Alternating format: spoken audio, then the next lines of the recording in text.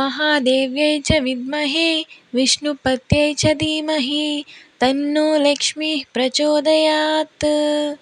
ॐ प्रकृत्यै नमः। ॐ विकृत्यै नमः। ॐ विद्यायै नमः। ॐ सर्वभूतहितप्रदायै नमः। ॐ श्रद्धायै नमः। ॐ विभूत्यै नमः। ॐ शुरभ्यै नमः।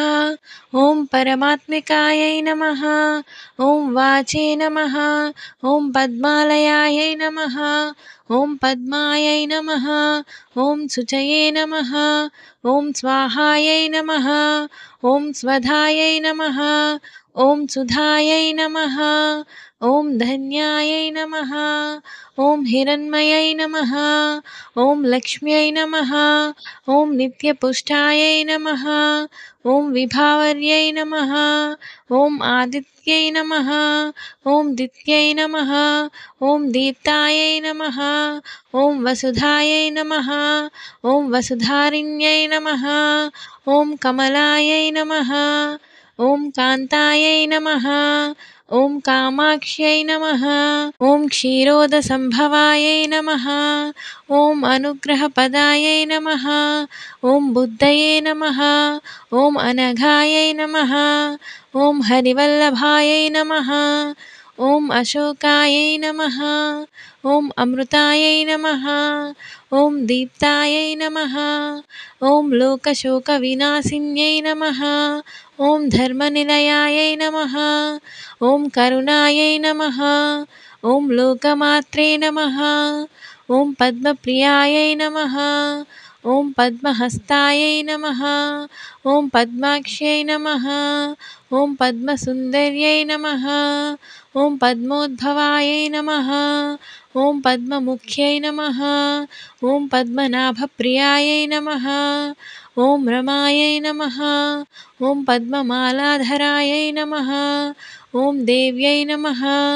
ॐ पद्मिन्यै नमः। ॐ पद्मगन्धिन्यै नमः। ॐ पुण्यगन्धायै नमः। ॐ सुप्रसन्नायै नमः।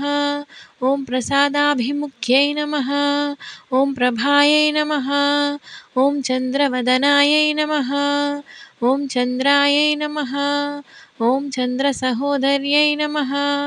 ॐ चतुर्भुजायै नमः। ॐ चन्द्ररूपायै नमः। ॐ इन्दिरायै नमः। ॐ इन्दुशीतलायै नमः। ॐ आह्लादजनन्यै नमः। ॐ पुष्ट्यै नमः। ॐ शिवायै नमः। ॐ शिवकत्यै नमः। ॐ सत्यै नमः। ॐ विमलायै नमः। ॐ विश्वजनन्यै नमः। ॐ तुष्टये नमः। ॐ दारिद्र्यनाशिन्यै नमः। ॐ प्रीतिपुष्करिण्यै नमः। ॐ शान्तायै नमः। ॐ शुक्लमाल्याम्बरायै नमः। ॐ श्रियै नमः। ॐ भास्कर्यै नमः। ॐ बिल्वनिलयायै नमः। ॐ वरारोहायै नमः। ॐ यशस्विन्यै नमः। ॐ वसुन्धरायै नमः। ॐ उदाराङ्गायै नमः। ॐ हरिण्यै नमः। ॐ हेममालिन्यै नमः। ॐ धनधान्यकर्त्यै नमः। ॐ सिद्धये नमः। ॐ स्त्रैणसौम्यायै नमः। ॐ शुभप्रदायै नमः। ॐ रूपवेश्मगतानन्दायै नमः। ॐ वरलक्ष्म्यै नमः। ॐ वसुप्रदायै नमः।